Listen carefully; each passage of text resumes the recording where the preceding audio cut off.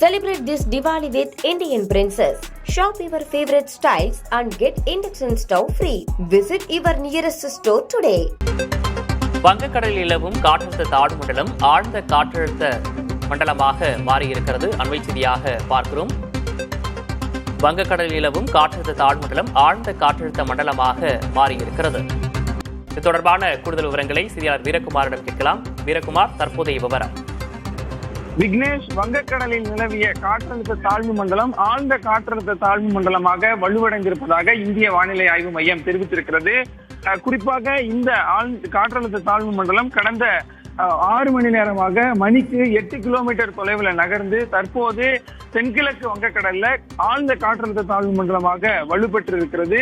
இது நாளை புயலாக மாறும் எனவும் வானிலை ஆய்வு மையம் தெரிவித்திருக்கிறது. அதன் பிறகு வடமேற்கு திசையை நோக்கி நகர்ந்து வடக்கு வடமேற்கு திசையில அக்டோபர் 28ஆம் தேதி காலைக்குள்ள தீவிர புயலாக தீவிரமடையும் எனவும், வடக்கு வடமேற்கு திசையில தீவிர புயலா வலுப்பெற்ற பிறகு மேலும் நகர்ந்து 28ஆம் தேதி மாலை அல்லது இரவுக்குள்ள ஆந்திர பிரதேசம் காக்கிநாடாவை சுற்றி இருக்கக்கூடிய மச்சிலிப்பட்டினம் மற்றும் கலிங்கப்பட்டினத்திற்கு இடையே கரையை கடக்கும் எனவும் தெரிவித்திருக்கிறார்கள். இது கரையை கடக்கும் போது அதிகபட்சமாக மணிக்கு 90 முதல் 110 கிலோமீட்டர் வேகத்திலும் இடையிடையே 110 கிலோமீட்டர் வேகத்திலும் காற்றினுடைய வேகம் இருக்கும் எனவும் வானிலை ஆய்வு மையம் தெரிவித்திருக்கிறார்கள்.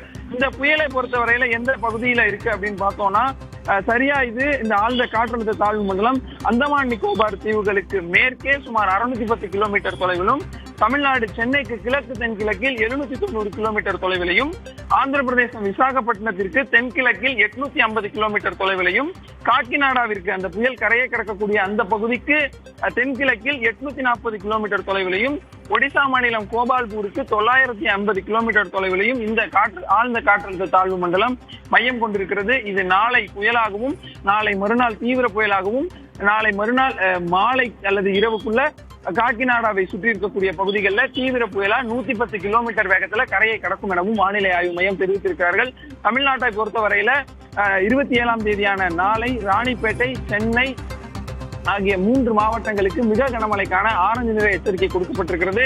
மேலும் நாளை மற்றும் நாளை மறுநாள் சென்னை மற்றும் புறநகர் மாவட்டங்கள் இந்த வட தமிழகத்துல அதிக கனமழையை எதிர்பார்க்கலாம் எனவும் தனியார் வானிலை ஆய்வர்கள் தெரிவிக்கிறார்கள். எனவே இன்று மதியத்திற்குள்ள ரெட் அலர்ட் கொடுப்பதற்கான, நாளைக்கு ரெட் அலர்ட் கொடுப்பதற்கான அதிக வாய்ப்புகளும் இருக்கிறது. விக்னேஷ், தற்போதைய விவரங்களுக்கு நன்றி Veerakumar.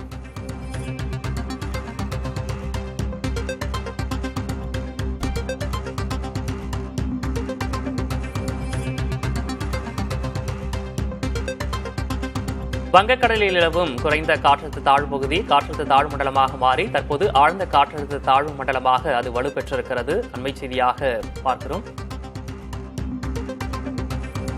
Celebrate this Diwali with Indian Princess. Shop your favorite styles and get induction stove free. Visit your nearest store today.